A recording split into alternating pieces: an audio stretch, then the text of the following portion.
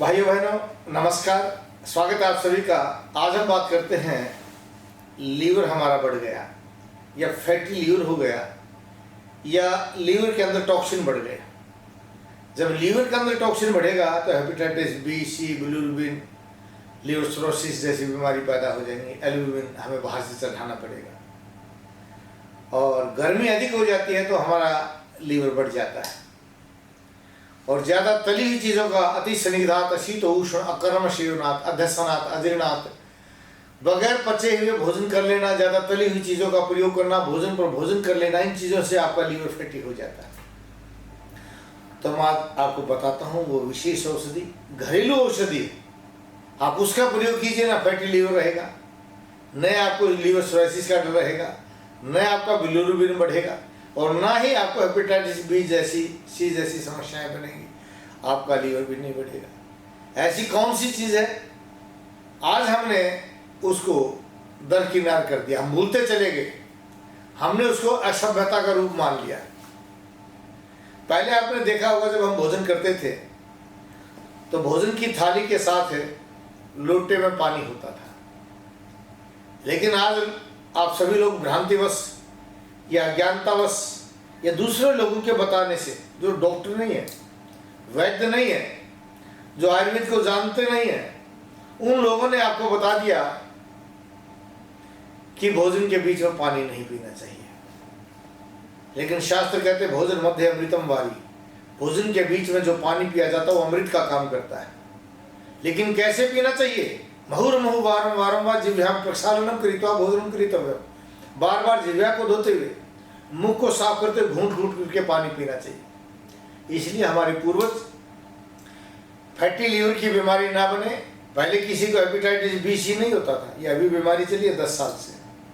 Fatty liver नहीं होता था किसी का, ये अभी चली है बीमारी 10 साल से, क्योंकि हम भोजन के बीच में पानी नहीं पीते और मैदे की रोटियां खाते हैं। आटा पिसा हुआ, बारीक पिसा हुआ आटा, सफ़ेद रोटियों के चक्कर में उस आटे का प्रयोग करते हैं।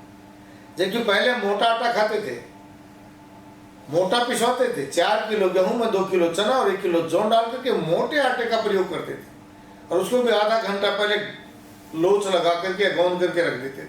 आधा घंटे के बाद रोटी बनाते थे। आज हाथ के हाथ आप लोच देते हैं, बनाते हैं। तो ये मैदा की जो रोटी आप प्रयोग कर रही है आपके फैटी लीवर को पैदा करता है, यह लीवर में टॉक्सिन्स को बढ़ाता है। तो आप मोटे आटे की रोटी बनाइए, अच्छे घी के साथ प्रयोग कीजिए और उसके साथ जो है नींबू के रस में आप अदरक का अचार प्रयोग कीजिए या नींबू के रस का प्रयोग कर लीजिए या आम के अचार का प्रयोग कर लीजिए।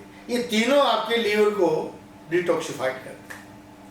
और आजकल जौ, भुने हुए जौ का आटा, अगर आप भुने हुए जौ का आटा दिन में 2-3 बार पानी में डाल करके पी जाइए। अगर आप शुगर के रोगी हैं तो मीठा कम डालिए, बिल्कुल एहसास नहीं होना चाहिए कि मीठा इसमें डाला हुआ है, नहीं तो साधारण व्यक्तियों को मीठे में मिश्री का प्रयोग करके या खांड का प्रयोग करके इसको डालना चाहिए। उससे आपका बढ़ा हुआ लीवर, जिसको आप फैटी लीवर कहते हैं, वो ठीक हो जाएगा। आपके अगर इसके अंदर टॉक्सिन बढ़ गए हैं तो पेशाब के द्वारा निकल जाएगा। बिलिरुबिन बढ़ा हुआ है वो ठीक हो जाएगा। हेपेटाइटिस बी, सी या आपको बिलिरुबिन बाहर से चढ़ाना पड़ गया, बिलिरुबिन आपका बढ़ गया है, तो हमें उनकी आवश्यकता नहीं पड़ेगी। और आजकल बेलगिरी आई हुई है, बेल का जूस भी आप पीजिए। उससे आप देखिए 15 दिन का प्रयोग करा करके किसी दूसरी लैब से अपना नाम बदल करके, अपना एड्रेस बदला करके करा लीजिए, आपकी रिपोर्ट ठीक मिलेगी। क्योंकि सही रिपोर्ट लेने के लिए आप चेंज करते रहिए और फिर देखिए आपकी रिपोर्ट कैसे मिलती है। आप बिल्कुल ठीक हो जाएंगे और कोई खतरा नहीं होगा आपको फैटी लीवर से। कोई घबराने की आवश्यकता नहीं हेपेटाइटिस बी, सी का। और ये मन में सोचने की आवश्यकता नहीं कि ये नेगेटिव नहीं हो जाता, ये बिल्कुल नेगेटिव हो जाता है। हेपेटाइटिस बी और सी सदा के लिए बिलिरुबिन ठीक रहता है, लीवर सिरोसिस नहीं बनने देंगे। अगर घबराए हुए हैं, डर गए हैं, तो आप टीवी स्क्रीन के नीचे जो नंबर देख रहे हैं, किसी नंबर पर फ़ोन कर लीजिए, अपॉइंटमेंट लीजिए, मैं आपसे बात करूंगा और बात करके अपॉइंटमेंट लीजिए। मैं आपकी पूरी समस्या समझ करके या मेरे औषधालय पर आ जाइए, नाड़ी देखकर आपके रोग का सही कारण जान करके, या फिर कोरियर से दवाई मंगा लीजिए। जय भारत, जय भारती।